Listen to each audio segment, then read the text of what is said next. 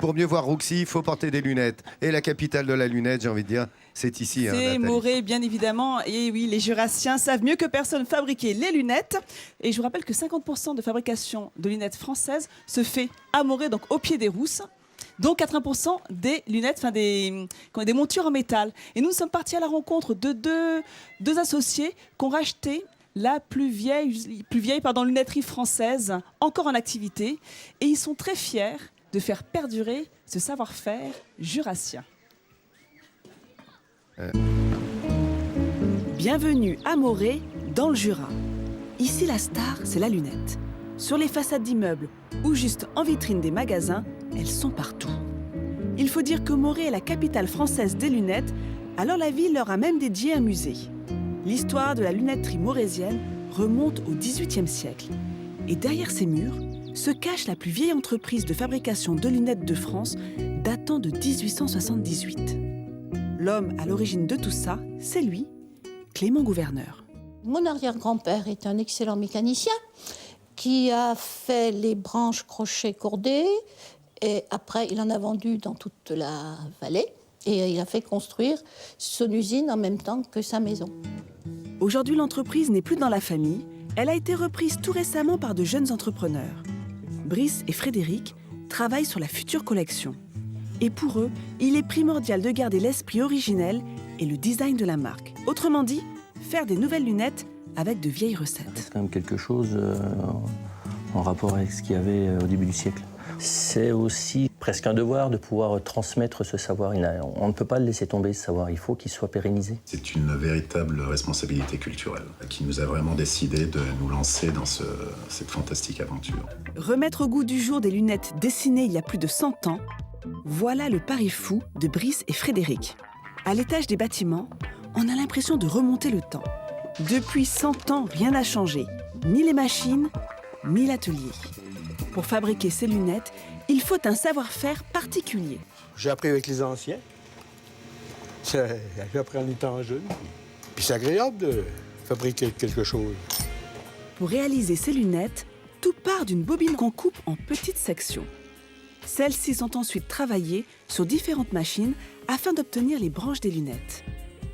Perçage de trous d'à peine 1 mm, pliage du nez ou encore soudure des différentes parties, chaque paire de lunettes est travaillée à la main et doit subir de nombreuses étapes. Un véritable travail d'orfèvre.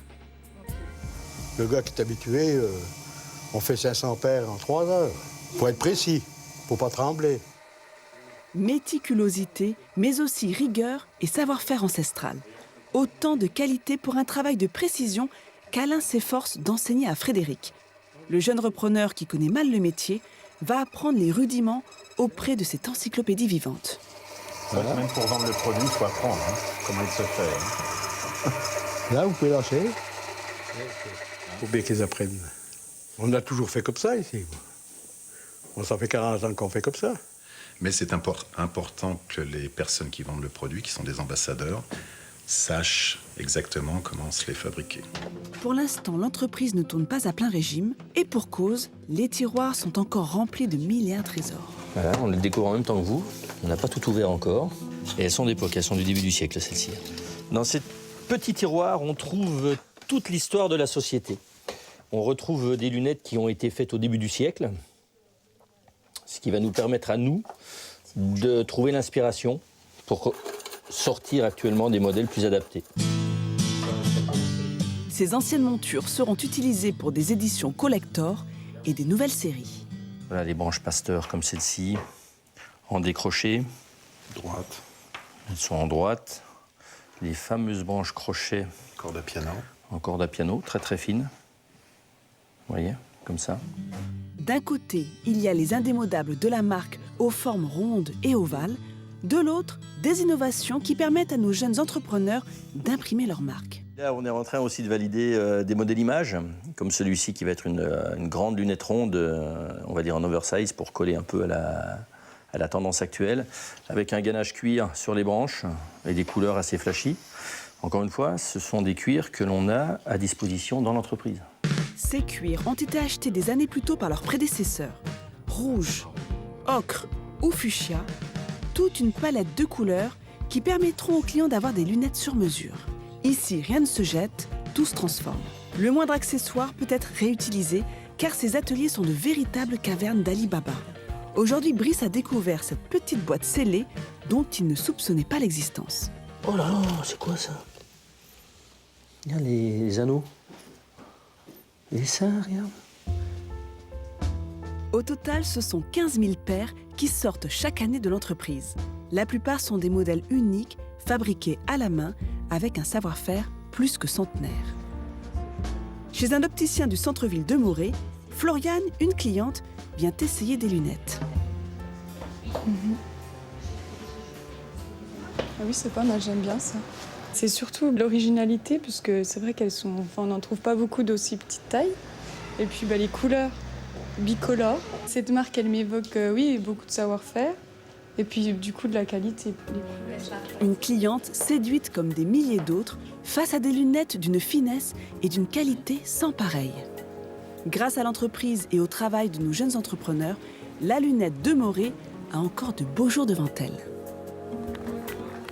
Et cette entreprise regorge de trésors, tout simplement parce que c'est une maison qui existe depuis 1878 et elle a toujours été en activité. On est beau avec nos lunettes là tous. Ouais. J'aime bien ce petit côté rétro. Alors, il y a plein de lunettes Made in Jura. Je vais vous en citer quelques-unes. Henri Julien, Vullier-Vega. Mais alors, la signature de Gouverneur Odigier, c'est justement de mettre en avant ce côté rétro. Hélène, elles te vont très bien. Ouais. Eh ben, c'est ce ce que je côté lui ai dit. rétro, Oui, voilà, Laura, c'est ça dit. Ouais. c'est utiliser les formes de l'époque avec toujours les matériaux de l'époque, mais avec des traitements de surface différents. Donc la mienne, vous voyez, elle est un petit traitement en or, hein, un petit doré, voilà. Alors Monsieur Stévenin, à côté de moi, c'est rouge. vous avez, alors c'est un traitement en cuir rouge, Laurent. Ouais. Regardez. Vincent, alors Vincent, c'est un modèle. Vincent a trouvé ses lunettes. C'est bien, c'est C'est un les modèle lunettes que je n'avais pas validé, mais c'est pas grave. Ses lunettes pour aller faire la plongée.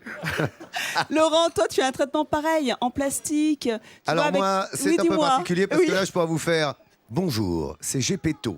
On est à la 43e année. Vous l'avez compris, de midi en France, notre 160 millième ville. Tu et chevrottes nous presque sommes moins qu'au toujours naturel. là. Mais Merci tu d'être avec nous, les amis. Tu vois, toute la force de cette entreprise. Ils m'ont décoré, t'as vu un peu? Mais oui, toute la force de cette entreprise, Oui, c'est justement, c'est en ça qu'ils se démarquent des autres, c'est de jouer sur ces modèles de l'époque. Et tu sais, le rétro est très tendance. Donc on reprend ces modèles d'époque et on les réactualise. Alors je vous ai dit, les matériaux, ça reste Nat, le Mayshore. Oui, le excuse-moi, Mayshore. mais je crois que je me suis trompée de lunettes. Oui, je te confirme. Hein, c'est Là, celle c'est de plus Jean du tout dans la ça, ligne ça, je vois rien. de notre c'est entreprise jurassienne. Mais Question ça lui Ou va bien encore- ces petites binocles, là, Question Jean-Seb, là. rétro, j'ai une Je petite te trouve histoire très bien de- avec tes petites lunettes, Seb. Enfin bon. Alors, Laurent, Ouais. Monsieur Jean-François. Stévenin a une petite histoire de lunettes. Oui, question rétro, parce qu'un jour, c'est à Bonlieu, un petit village qui est pas loin d'ici. Puis il y a un gars qui s'appelait Tevenin, je crois, qui me disait, un bourru comme ça, qui me disait, t'as jamais pensé que la lunette, le verre, c'est en verre, puis les branches, c'est souple. Alors comment on fait? Ben moi, j'ai inventé la soudure à froid. Oh, C'était vrai. D'accord. Et c'était Bravo. C'était vrai. Ok, Je vais vous Jean-François. montrer, alors comme regardez, je vais quand même vous montrer d'autres traitements. On peut aussi avoir les verres qui sont teintés. On a également, alors ce qui est assez étonnant les amis, regardez cette paire de lunettes. Elle date de 1912. Vous voyez la différence entre les miennes et celles-ci? Parce que notre tête, enfin le gabarit a bien changé depuis, au niveau de la taille de la face ou encore de la longueur des branches. Eh ouais.